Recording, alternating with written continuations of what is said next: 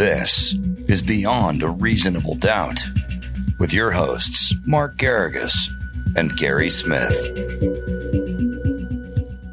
GPS. You know, one of the main distinctions, I think, over where you live and where I nominally or my titular life is that I don't think there's a whole lot of protests going on against ICE down in Orange County. Is there? You know, I think you see some of that in Santa Ana, which is arguably kind of the downtown of Orange County. But no, largely not in Orange County as a whole, as opposed to LA as a whole. Yeah, because as we're recording this, there's quite a bit going on in LA, and we'll see how it plays out this week. I would say that we would do a midweek, but I would be excoriated under the comments, so I won't even say that. Yeah, but let's just disabuse ourselves of the idea of midweek as it is, because I don't have time for midweeks anymore. So we'll see you on Sunday if we're fortunate. So we had talked about, and I think we played last week, one of the arrests, a DUI arrest that had gone viral. It was not the one I was thinking of, and I think you found the one I'm thinking of, although we'll see if we mind melded, because I haven't seen it. You just told me you found it. Right? Yeah, I think I did find it. Last week, I tried to find it live, and I found some weird compilation video that was 26 minutes long, and I immediately realized it was not what you wanted, and I turned it off. But let's see if I did in fact find the one you were looking for. I think it was this one. It is. And let me set this up. Please go for it. I can't tell you over the entirety of my practice. So when I first started practicing, besides doing indigent work, I also had a very kind of robust DUI practice. And DUI, I always think, is some of the greatest kind of defense training, because it hits so many different areas. You have cross-examination of law enforcement, so witnesses who are very skilled at testifying. You have cross-examination of experts. And always you have the conundrum, if you will, of the client themselves. What do? You put them on the stand? Do you not put them on the stand? One of the things that has evolved over the last 40 years has been the idea of cameras or body cams or dash cams showing the person as they're getting arrested. And by the way, DUIs have kind of subsided as the Ubers and Lyfts of this world have proliferated. Yeah, and just the information campaigns. I mean, it's kind of wild for me to see some of the videos from back around the time when I was born, when they started to put the DUI laws into effect, and you see people interviewed on the news who are, aghast that they can't have a beer on the way home from work. It's pretty wild. There was, when I first started practicing, you've watched this kind of education of the public. I mean, it started with no BA level. So it just had to be, right? Then it was, I believe, 0.15, then 0.10, then 0.08. And for a while, they were talking about 0.05, but never did it, although some jurisdictions do. But the dash cam or body cam has been one of the great kind of equalizers in this. And that's why what I thought of giving you the setup for this video. Getting in the car? You have to, okay? You don't have a choice. You're under arrest. Have a seat in the car, please. No, I'm not getting in the car. You have to get in the car. Why? You're under arrest for driving under the influence. Okay? I'm just not getting in the car. You have to get in the car. Come on, you got to get in the car. Please have a seat in the car. Come on, get in the car. Don't make this harder than it has to be. Go. You don't have a choice. You're under arrest. Please have a seat in the car. I'm sorry, but what in the test that we did just proves that I... That could all be explained later, but you are under arrest, okay? I'm not going to go under the arrest. You have to. You don't have a seat in the car. I'm not going in this car without knowing you failed what the I test. did when I didn't fail no exams. Miss, I'm sorry. Get into the car. Have a seat in the car now. We don't want to have to put you in the car. I didn't fail my exams. So okay, I don't have a seat in the car. Get in the car. I'm not getting in this car without knowing what... Miss, get in the car. I'm sorry, but it's scaring me because I don't know what I did. Okay. When I didn't do anything. But you're being told you are under arrest. Okay. Have a seat in the car. Respect me, sir. I am driving home to my family and I didn't do anything. So why are you accusing me? We're not. You are under arrest. You have to get into the car. Have a seat in the car. I didn't feel no exam. Okay. So why are you Have a seat in the car. I have a lot of things going on tomorrow. Okay, get in the car. Oh my God, this is not fair because I'm literally trying to become one of you stupid people respectfully. Okay, but well, have a seat in the car. That's not fair. Listen, if you want to have a chance of because the guy. If you want to have a chance of anything, listen to our instructions and have a seat in the car. Have a seat in the car. Because you know what it is. Have a seat in the car. We don't want to have to put you in the car. You literally were your whole life, but you're not trying to help me. Okay. I'm going to leave it to you. I was just going to say the exact same thing. I mean, look, she's not going to go under the arrest. Yeah. And I feel for her. I feel for her too. I mean, look, right. Yeah. And but I'm sure she's mortified. I'm guessing. I would imagine I would be. I think she's mortified if she actually wants to become a cop. But do we know where that was? What jurisdiction? No, it said something about California on the stamp there, but I didn't see a specific one. Let me see if I can open it back up and see if it indicates. It says California body cam, but I'm not certain beyond that. So it's interesting to me why people submit to the field sobriety tests. So you have to, under the implied consent law, you have to submit to breath, blood, or urine. And if you don't, then, with certain exceptions, it's a refusal. There's all kinds of consequences there, even though you can litigate that. But field sobriety tests the mental gyrations are, the officer is telling you to do something. You're doing what the officer is telling you to do. You are trying to figure out, like when he says walk 9, come back 7, or touch your nose, or with the exception of the gaze and the nystagmus, you are trying to figure out what it is he actually, who has been trained, is expecting out of you, and you've had no training. So to me, it's a self-fulfilling prophecy of failure. You're never going to pass a field sobriety test. So I've never understood why anybody submits to it. It just makes zero sense to me. Yeah, and the one that's always gotten me is recite the alphabet backwards. I'm not sure if that's something that's used in reality or if that's just something from TV and movie. I've tried that sober. I consider myself to be reasonably bright. I don't think I could do that sober. They used to have the 1, 2, 3, 4, 4, 3, 2, 1. And I think I could do that. But the 26, I mean, I don't know if it's something about the way I was educated, but I was recently at my child's school and they were trying to figure out what day it was. And they're going through a several month or, month long ish process where every school day is a different letter, but they were going backwards. And an administrator said to me, yesterday was P, what's today? And the way my brain works, I had to go through the whole thing in my mind to figure out what comes before P, because I'm not trained in a way where I know exactly what comes first and last. I have to go through the little song in my head, and it took 2.5 seconds for me to get there. I can do it quickly, but that's dead sober at 7:45 in the morning, dropping off a toddler. It's just, I don't think that, you may have something. I'm sure there's some neurological basis or analysis for the idea of doing it backwards is so counterintuitive from the way that you've learned the song of the ABCs. And so when you start, I know my head's still, 60 some odd years later thinking A, B, C, D, E, yeah, F, G, exactly.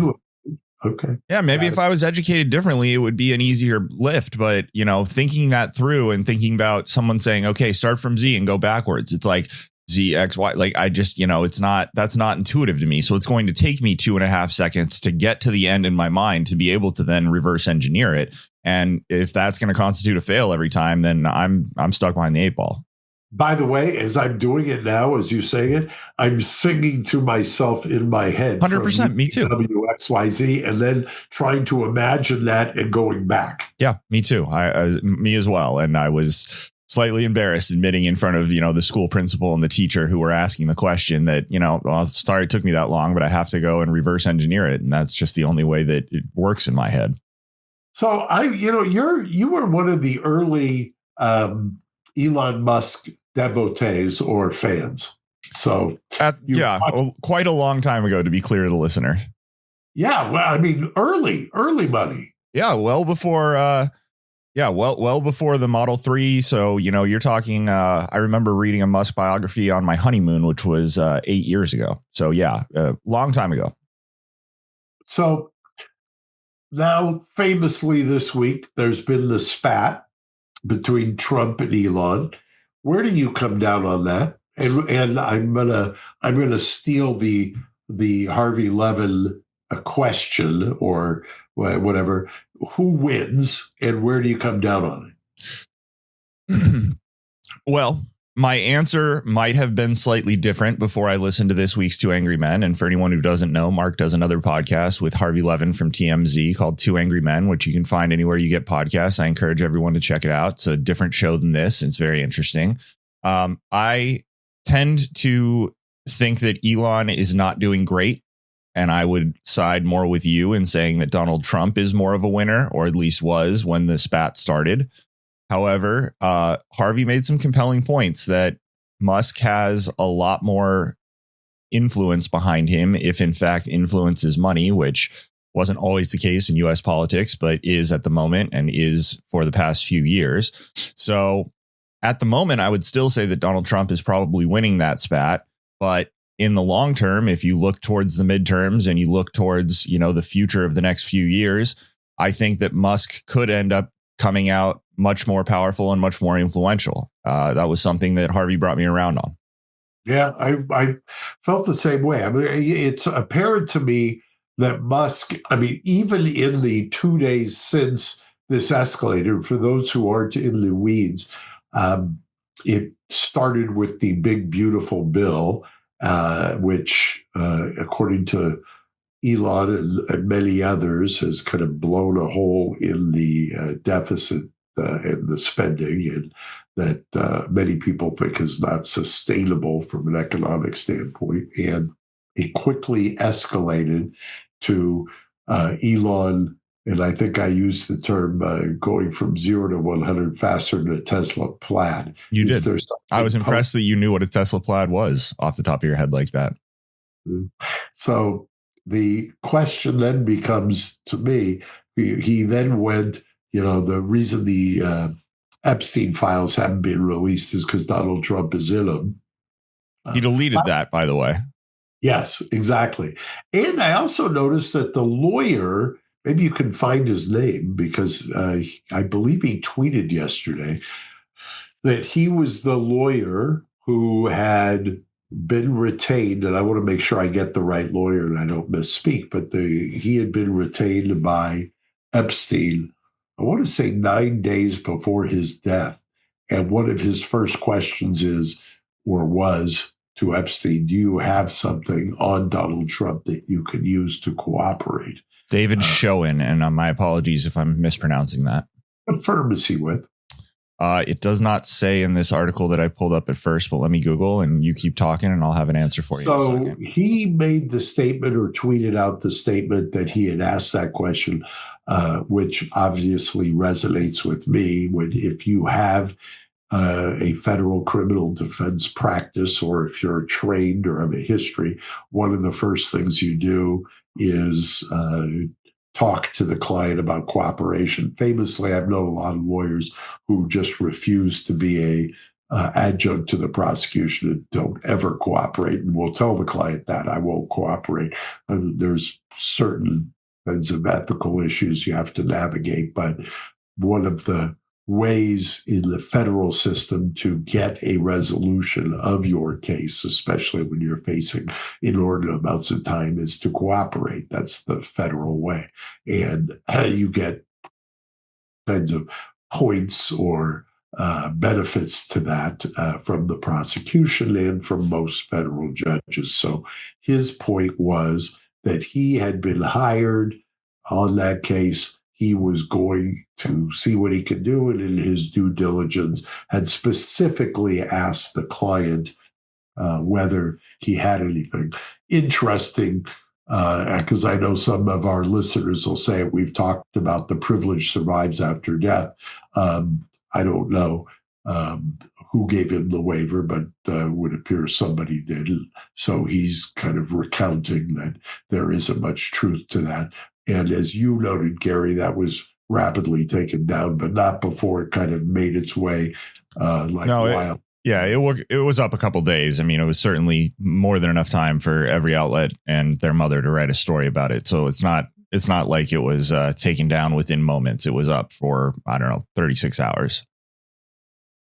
It would appear that he largely practices independently now. I'm seeing that he was with the Fink law firms, but I'm not finding a large firm that he's associated with. It appears he splits his time practicing between Alabama and New York. That's the best I could find on short notice. But he's been involved in some notable political trials as well, not just Epstein. Got it. Maybe he'll email us. Now we have. So I have not changed my opinion post Harvey moving me. Short run Trump, long run Musk. Yeah. I think that's probably right. Short run, certainly Trump looks better. Musk coming out and escalate just the way that it escalated on Thursday from a, pettiness to, the Epstein is just such a name that is just, set the world on fire that seemed. It was hard to take Musk seriously. It started as a, disagreement, and then he all of a sudden goes nuclear, and it didn't seem exactly measured to my reading. Got it. Now we have, do we have time for two of the other stories that, I don't know if there's stories, but we have a couple more videos that I think you like that we could cover if you want. Please. All right. We've got this one here first. Out of Queens criminal court, my client was charged with the possession of a firearm, a C-class felony. Today, dismissed. Yes. He was in an unfortunate situation. Someone ran in his car, a stranger, dropped the gun, and ran out. And we were able to show that he is innocent. Yes. Dismissed. Thank you so much, man. Congratulations. That's the best lawyer in NYC. Both of him, please. It's a pleasure to help a young man like this. Thank you so much. My pleasure. Now, as you sit in NYC, how do you feel about him being called the best lawyer in NYC? I never run away from somebody with self-confidence, and I love the fact that he got it dismissed because somebody ran up to his car, threw a gun in, and then ran away. Well, yeah. Quite a defense. Yeah, that's something. I ran into the car, dropped it.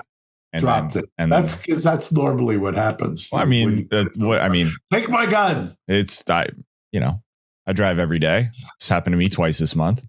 By the way, as I sit in New York City, can we give a little shout out to my friend Arthur Aidala, who has, believe it or not, Harvey Weinstein has had a retrial here in New York City. You may not know this because all of the oxygen in the world was sucked out first by Karen Reed, then by Sean. But meanwhile, right here in NYC, in the Manhattan court, Harvey was retried again. Arthur Aidala is trying it. Arthur, speaking of common sense, gave by all accounts, a great closing argument. And Gary, you know better than anybody, the jury's been out for a couple of days, and there was apparently a note from the jury Friday afternoon at guess what time? I would say about 3:00. Yeah, right. It's amazing. And complaining about one of the jurors or whatever else, which has all the earmarks of a hung jury. And boy, that is quite a reversal of fortune, isn't it? Yeah, it sure is. Well, shout out to Arthur. We'll keep an eye on that and give you guys an update. I would say probably maybe a little more movement next Friday at 3. I'm going to say that we're going to hear tomorrow or Tuesday something. I wouldn't be surprised if tomorrow afternoon you get yet another note. Then it's up to the judge whether they go dynamite charge or not. So that's interesting. Do we have one more clip, or is that it? No, we do have one more clip. Let's check this one out. The last clip. Here we go. This is a lawyer on Instagram, and I'll let the clip speak for itself. Good morning, everybody. I'm in my last court of the day. I got my client Mason here, and Mason has got a dismissal. His case is dismissed. Dismissal, man. With JG for any type of dismissals. Come correct, though. Come with that money. Come with that money on. Come with that bread, that paper. All right. You're happy? Yes. You're happy, right? Very happy with JG. Who's the best? JG. All right. Have a good day, everybody. That's the best commercial for a lawyer I've ever seen. That kid is definitely guilty. I don't know what that kid did. Oh, he's guilty. Completely guilty. Now, there's not just one of them. I can't say for sure what our defense. This guy is not even in jail. He's in like a Magneto cell. This is a little premature, I feel like, to be celebrating. We don't know how this is going to go with JG. Don't with with him. I think you want to, but you got to bring that bread. You got to bring that paper. You got to bring that paper. I'm telling you, maybe we should have one show where we just do a survey or compilation of best lawyer ads, because no longer are you looking at Yelp or you're looking at reviews or this, that. This really is next level and state of the art, don't you think? Yeah. I mean, I'm not sure that that's necessarily how I'd pick my attorney, but well, to channel my father, who used to say he was just dumbfounded by how people pick their lawyer. But I think that's the age we live in. Yeah, that certainly is. And, I guess as long as you bring that bread. Bring that money. Yeah. Or bring the paper. Yeah. Bring that paper, GPS. Bring that paper. Yeah, well, I will, Mark. Gary. Yeah. Before we go, there was a ton of comments. You're not going to give one piece of swag out? All right. So just between you and I, and we'll let the podcast hosts or podcast listeners in on this. We're not in the mode where we're adding things to GPS's workload. You've picked the comments for 4 years now. So and now I'm going to throw it on you. Last week you dropped it on me and I played along because that's the way it works. But no, I am not going to pick a comment. You can feel free and we can skip this week. The person who won last week got in touch with me and his swag went out on Friday. So we can go back. I may delegate or swag share. Yeah, sure. Put Q on the case. I don't care, but we're not adding more to my plate at this point. Q does not appear to me to be a guy. Maybe does Q appear to be somebody who appreciates dry wit? I doubt it, and he also doesn't seem like someone who's in the YouTube comments. But if you were to delegate to him, I would imagine he would probably jump up. I don't want to underestimate it because the kid's got. No, games, he's a smart guy. I'm saying if you tell him to do it, I think he would add it to his plate. But I don't think that he's probably a regular listener of this show, or if he is, he's certainly never indicated it to me. Well, I think the latter is true. I mean, he would never indicate it to you. I mean, he's got about as good a poker face as any young man I've ever met. I would not want to sit across a poker table from that gentleman. I feel like I would leave with worries about my mortgage payment. Exactly right. Well, GPS, I'll load it up for this week for you, and thank you. Good to see you. Thanks, Mark. Thanks for making some time for us on a Sunday, and we will see you all next week. Bye-bye. Bye-bye. Thanks for listening to Reasonable Doubt. Subscribe on YouTube at youtube.com/Reasonable Doubt Podcast.